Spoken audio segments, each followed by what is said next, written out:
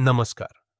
आज हम आपको सुनाएंगे भीष्म साहनी की एक दिलचस्प कहानी, दो गौरैया।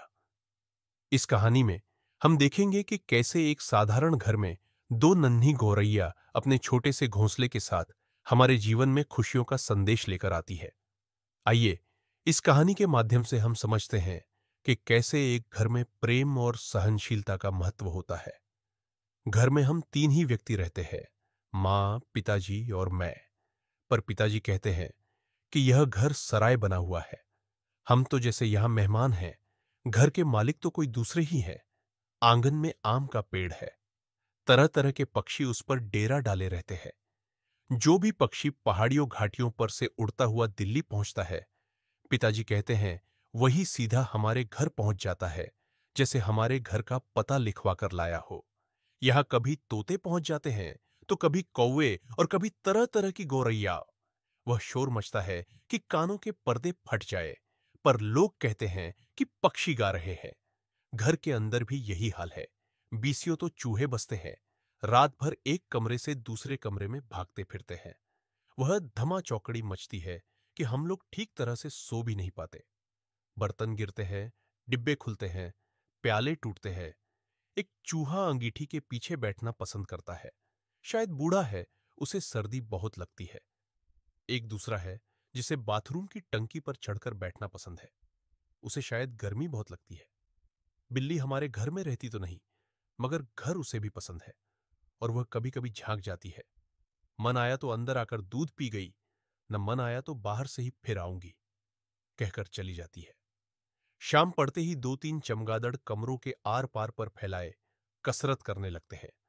घर में कबूतर भी है। दिन भर गुटरगू का संगीत सुनाई देता रहता है। इतने पर ही बस नहीं, घर में छिपकलियां भी हैं और बर्रे भी हैं, और चींटियों की तो जैसे फौज ही छावनी डाले हुए है।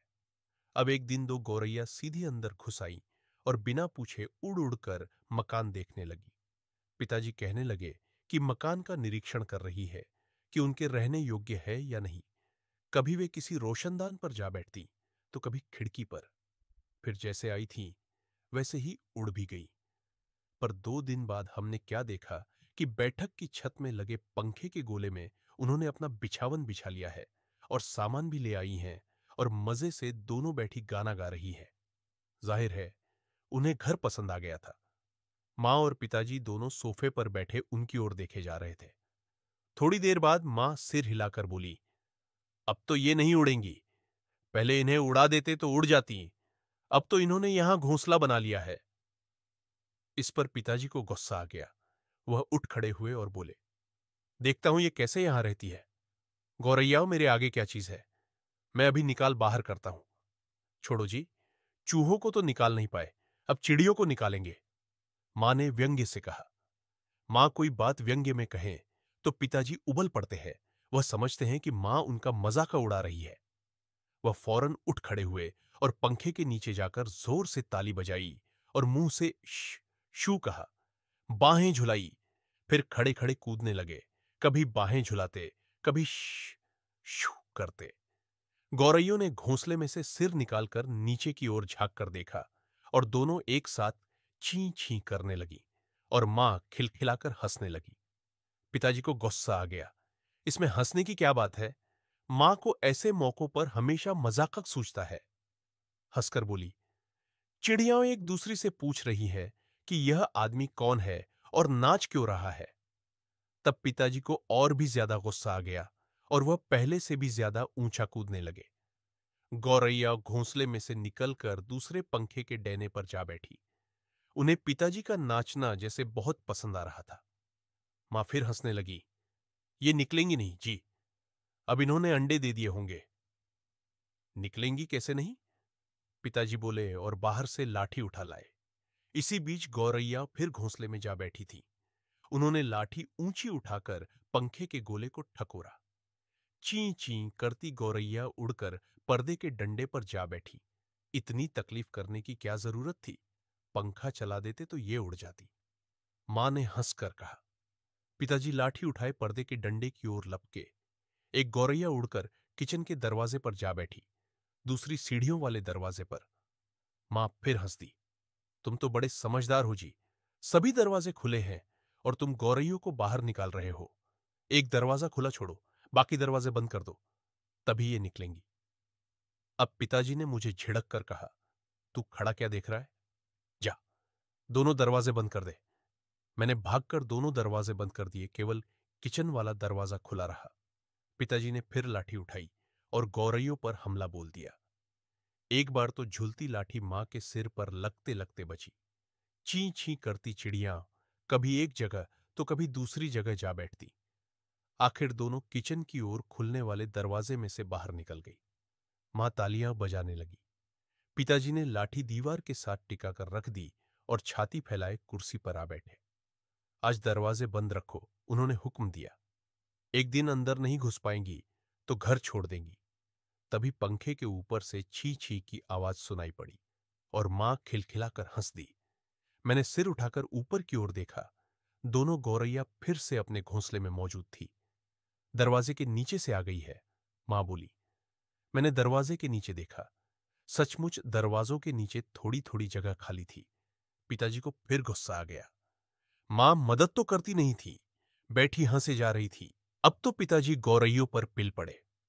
उन्होंने दरवाजों के नीचे कपड़े ठूंस दिए ताकि कहीं कोई छेद बचा नहीं रह जाए, और फिर लाठी झुलाते हुए उन पर टूट पड़े।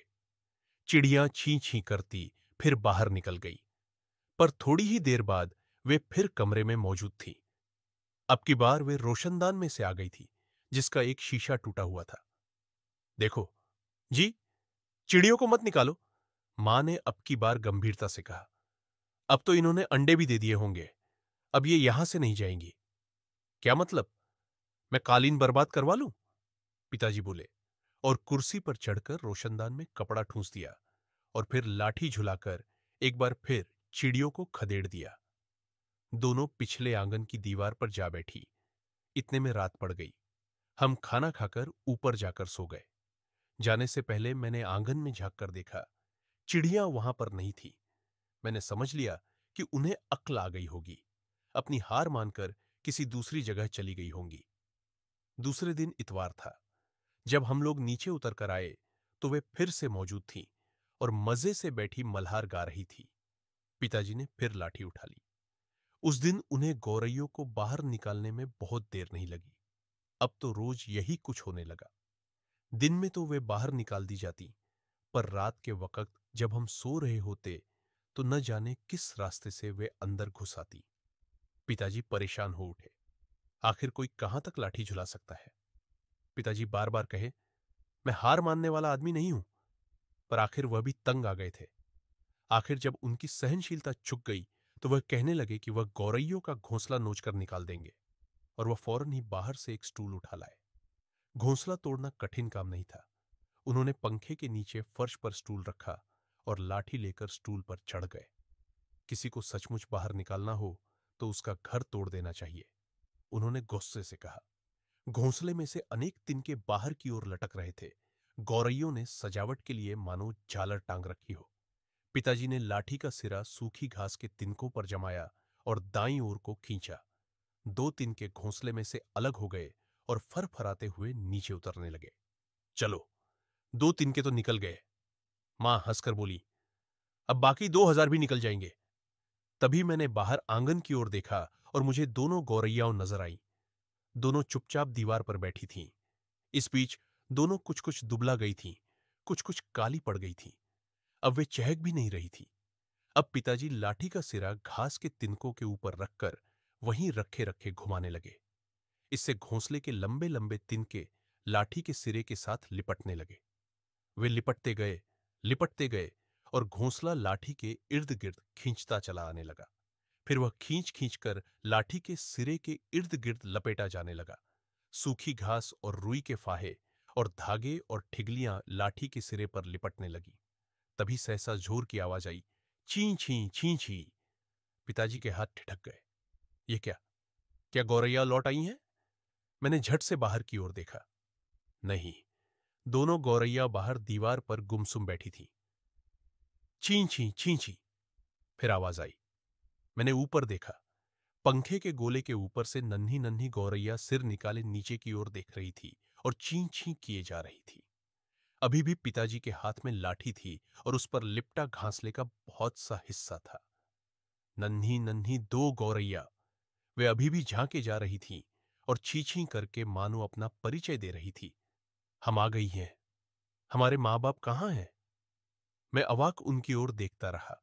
फिर मैंने देखा, पिताजी स्टूल पर से नीचे उतर आए हैं और घोंसले के तिनकों में से लाठी निकालकर उन्होंने लाठी को एक ओर रख दिया है और चुपचाप कुर्सी पर आकर बैठ गए हैं। इस बीच मां कुर्सी पर से उठी और सभी दरवाजे खोल दिए। नन्ही चिड़िया अभी भी हाफ हाफ कर चिल्लाए जा रही थी और अपने माँ बाप को बुला रही थी। उनके माँ बाप झट से उड़कर अंदर आ गए और ची छी करते उनसे जा मिले और उनकी नन्ही नन्ही चोंचों में चुग्गा डालने लगे। माँ पिताजी और मैं उनकी ओर देखते रह गए। कमरे में फिर से शोर होने लगा था, पर अब की बार पिताजी उनकी ओर देख देख कर केवल मुस्कुराते रहे। कभी कभी हम इंसान छोटी छोटी बातों पर गुस्सा कर लेते हैं, लेकिन तब हमें यह याद रखना चाहिए कि इस दुनिया में सिर्फ हम ही नहीं, और भी बहुत से जीव है जिनका हक है यहां रहने का। प्रेम और धैर्य ही वो रास्ता है जिससे हर मुश्किल को सुलझाया जा सकता है। जीवन में सहनशीलता और करुणा, चाहे वह इंसानों के प्रति हो या जानवरों के प्रति, हमेशा हमें सिखाती है कि हमें सकती है कि किसी के लिए घर सिर्फ चार दीवारें नहीं, बल्कि एक बसेरा होता है। अगर आपको यह कहानी पसंद आई हो तो हमारे चैनल को सब्सक्राइब करें और ऐसे ही कहानियों के लिए जुड़े रहें।